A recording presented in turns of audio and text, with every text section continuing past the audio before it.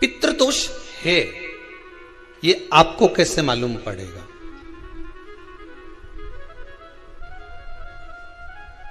पितृ भूखे हैं इसका तो वर्णन हमने पहले कर दिया कि रात्रि को जब आप सोने के बाद में 1-1.5 घंटे बाद अगर आपकी नींद खुल जाए, 1 घंटा 1.5 घंटा आप सो लिए, उसके बाद जो नींद खुली तो 1-1.5 घंटे तक अगर आपको नींद नहीं आ रही है, रात्रि को सोने के बाद में 1 घंटे बाद जब उठे तो आपको प्यास लग गई,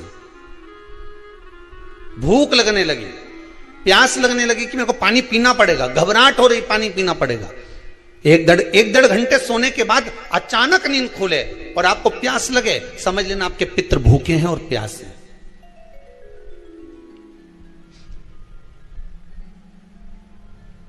वो भूखे और प्यासे हैं, उनको जल की जरूरत है।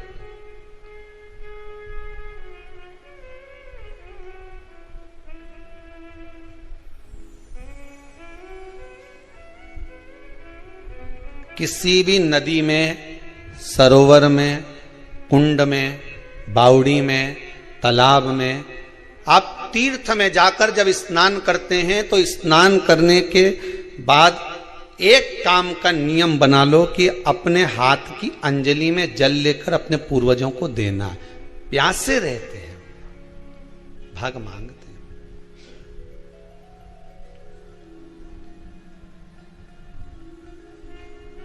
भाग प्राप्त करना।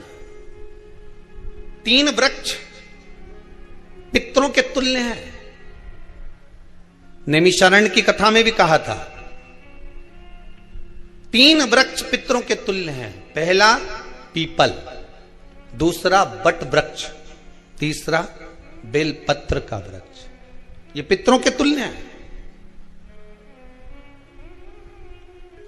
अगर आपको रात्रि में नींद नहीं आ रही है, ऐसा लगता है कि रात्रि को 1 घंटा 1.5 घंटा सोने के बाद कुछ गलत गलत विचार आने लगते हैं, नींद सुबह 3 बजे तक 4 बजे तक नहीं आती, 4 बजे के बाद फिर नींद आती है, तो एक प्रैक्टिकल जरूर कर कर देखना। एक प्रैक्टिकल करने में क्या जाता है, प्रयास करने में क्या कुछ जाता है क्या? प्रैक्टिकल कर कर देखना कि कहीं सियोर वाला महाराज झूठ तो नहीं बोल रहा, तो प्रैक्टिकल करने में कुछ नहीं जाए। 1 लोटा पानी लो, उसमें थोड़ा सा कच्चा दूध डाल लीजिए, श्राद्ध पक्ष चल रहा है, बेलपत्री का पेड़ या पीपल का पेड़ या बट का पेड़, इन पेड़ के नीचे ले जाकर उस दूध को दोपहर में सुबह 10 बजे से लेकर 12 बजे के बीच में ले जाकर चढ़ा दीजिए। रात्रि को फिर ना आपको प्यास लगेगी, ना भूख लगेगी, नींद एक बार लगी तो सुबह ही खुलेगी।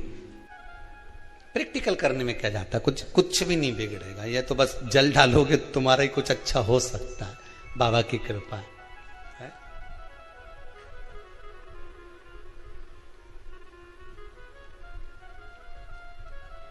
3 वृक्ष पितरों के तुल्य हैं।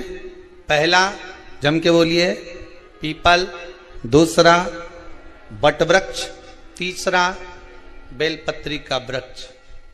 3 पीपल के वृक्ष में 52,000 ब्राह्मण एक साथ निवास करते हैं, इसलिए पितृतुल्य है। बट वृक्ष ब्रह्मा जी के मस्तक से बना, इसलिए पितृतुल्य है। और बेलपत्री का वृक्ष माता पार्वती जी के अश्रु से बना। जब आंसू गिरे थे माता जगत जननी जगदम्बा पार्वती के, उस समय पर पितृलोक में हलचल उत्पन्न हो गई थी। हमारी नातिन की आंख में आंसू कैसे आ गए? मैनावती की पुत्री है,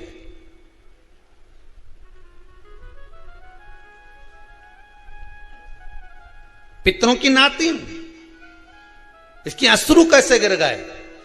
पार्वती जी ने कहा ये आंसू नहीं, मेरा पुण्य भाग प्रकट करती हूं बेलपत्री के रूप में। तो पितरों ने वर दिया था कि ये बेलपत्री का वृक्ष हमारा आशीर्वाद है, इसके नीचे अगर कोई दीप लगाता है, शिव को स्पर्श कर चढ़ाता है, उसके पितरों की शांति होगी। हम स्वयं उसको आशीर्वाद देने के लिए पधारेंगे। बेलपत्र का वृक्ष पितृतुल्य।